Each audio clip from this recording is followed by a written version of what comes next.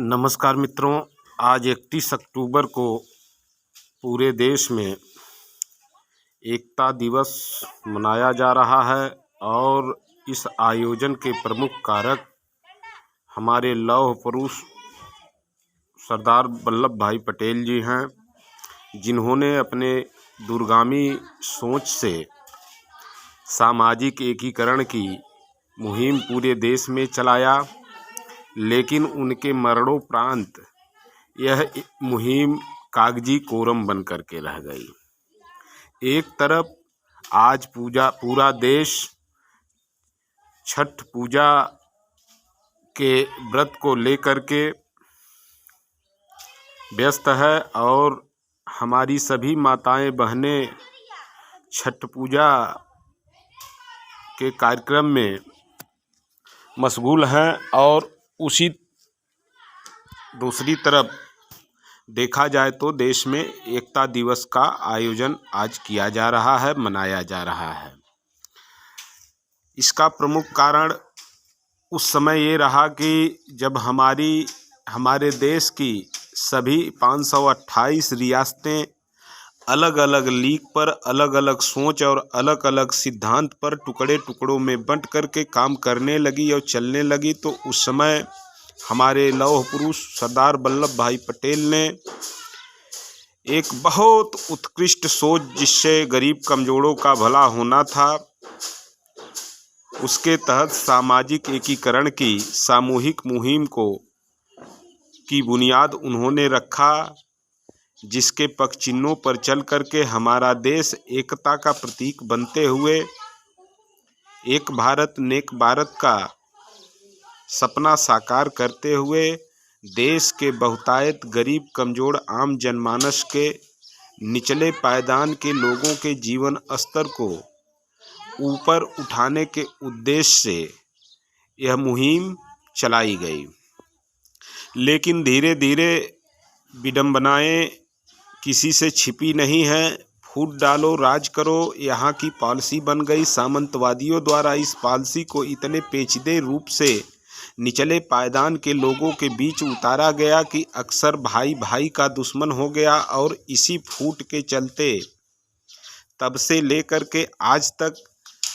इन गरीब कमजोरों पर हुकूमत मनमानी तरीके से की जा रही है। बेशक डॉक्टर भीमराव अंबेडकर जी ने देश को एक अच्छा संविधान दिया और संवैधानिक व्यवस्था के मुताबिक ऐसा सिस्टम, ऐसा कानून बनाया कि जिससे निचले पायदान के लोगों के विकास में कोई बाधा न उत्पन्न कर सके। लेकिन कूट रचित षड्यंत्रकारियों द्वारा शुरू से निचले पायदान के लोगों के ऊपर जगह जगह जुल्म, जास्ती, अन्याय, उत्पीड़न करते हुए उनके हक और अधिकार को पर डकैती डाली जाती रही और उनका जीवन अस्त व्यस्त किया जाता रहा।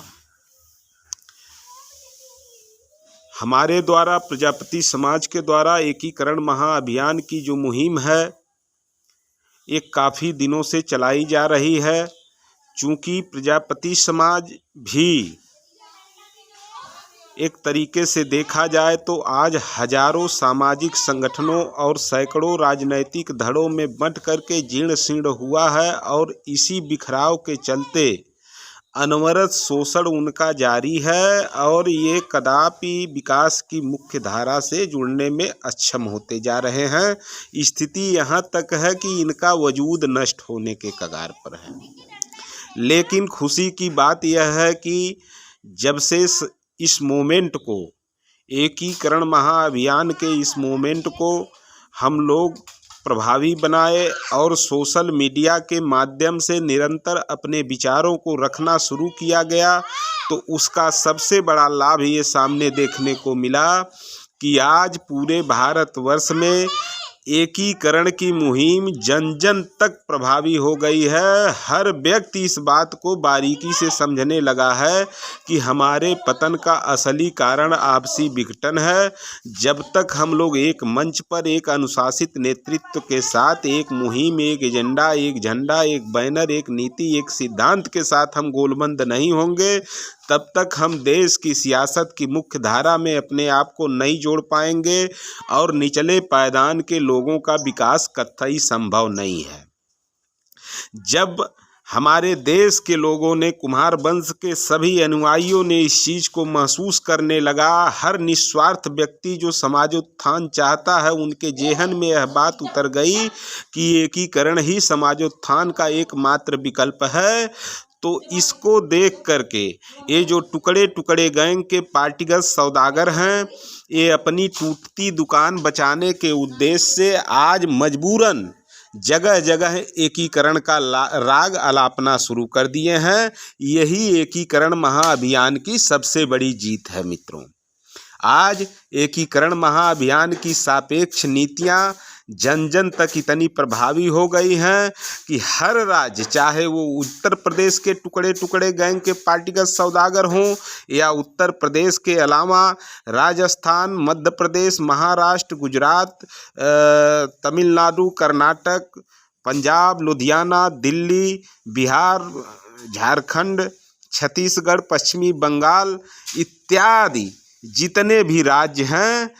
हर जगह एकीकरण महाअभियान की पॉलिसी जन जन तक प्रभावित हो गई है। और जिस प्रभाव के चलते जितने भी, चाहे वो उत्तर प्रदेश के हों चाहे अन्य राज्यों के हो, जितने भी इच्छाधारी संगठन हैं जो समाज को अपने निजी स्वार्थ में टुकड़े टुकड़े गैंग में बांट करके चुनाव के समय किसी न किसी पार्टी को समर्थन दे करके अपना निजी स्वार्थ साधते चले आ रहे हैं, सबकी मजबूरी हो गई है कि वो एकीकरण का शब्द प्रयोग कर रहे हैं, एकीकरण के नाम पर भीड़ जुटा रहे हैं, एकीकरण के नाम पर समाज का समर्थन हासिल कर रहे हैं।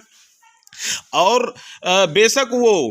मुहिम एजेंडा जो चलाने वाले लोग हैं, जो इसके अनुयायी हैं, उनके संपर्क में वे बेशक न आवे, लेकिन आज मजबूरन एकीकरण की नीतियों का अनुपालन उनको करना पड़ रहा है, जो अनिल प्रजापति और एकीकरण महाअभियान की सबसे बड़ी जीत है। और आज बेशक समाज में ये इच्छाधारी मठाधीश और टुकड़े टुकड़े गैंग के पार्टीगत सौदागर बेशक अपने अपने मान जगह जगह एकीकरण शब्द का प्रयोग करके जनमत हासिल करके अपना निजी स्वार्थ साधने को आमादा हैं, लेकिन आज नहीं तो कल इसका भी फैसला हो करके रहेगा कि आखिर में एकीकरण महाअभियान की मुहिम किस व्यक्ति द्वारा प्रभावी की गई और कहां से वो प्रभावी हुई, इसके जन्मदाता कौन है और इस पर निरंतर काम करने वाले कौन लोग हैं। जिस दिन समाज इस पर मंथन करना शुरू करेगा, चिंतन करना शुरू करेगा, ऑटोमेटिक प्रजापति समाज के लोग एकजुट होकर के सुदृढ़ता के साथ योजनाबद्ध तरीके से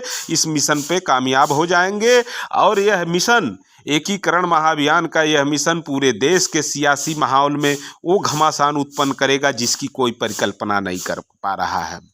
आज बेशक एकीकरण महाअभियान की पॉलिसी से प्रभावित होकर के टुकड़े टुकड़े गैंग के पार्टीगत सौदागर और अलग अलग संगठनों के इच्छाधारी मठाधीश एकीकरण शब्द का प्रयोग करके आम जनमानस को अपने अपने समर्थन में जुटा ले रहे हैं, लेकिन आज नहीं तो कल इस बात को भी समाज के लोग भली भांति समझ जाएंगे कि आखिर में जब हर व्यक्ति अपने अपने मान एकीकरण करना शुरू कर देगा तो एकीकरण कतई संभव नहीं है मित्रों। और वही दिन एकीकरण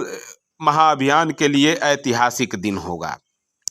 हमारे स्वर्गीय सरदार वल्लभ भाई पटेल, जिनको लौह पुरुष का दर्जा इस देश में मिला, लौह पुरुष की उपाधि दी गई, उन्होंने एकीकरण, जो सामाजिक एकीकरण की मुहिम थी, इसको बहुत सोच समझ करके वजूद में लाया था। लेकिन उनके मरणोपरांत, ये दुर्भाग्य की बात है, इस देश के लिए बहुत बड़ा दुर्भाग्य है कि उनके मरने के बाद इस महत्वपूर्ण मुहिम को कागजी कोरम बना करके रख दिया गया और साल में एक बार किसी तरीके से पूरे देश में एकता दिवस के रूप में इसका आयोजन कर दिया जाता है। उसके बाद साल भर इस मुहिम से किसी को कोई लेना देना नहीं रहता है, बस खाली राजनीति की जाती है।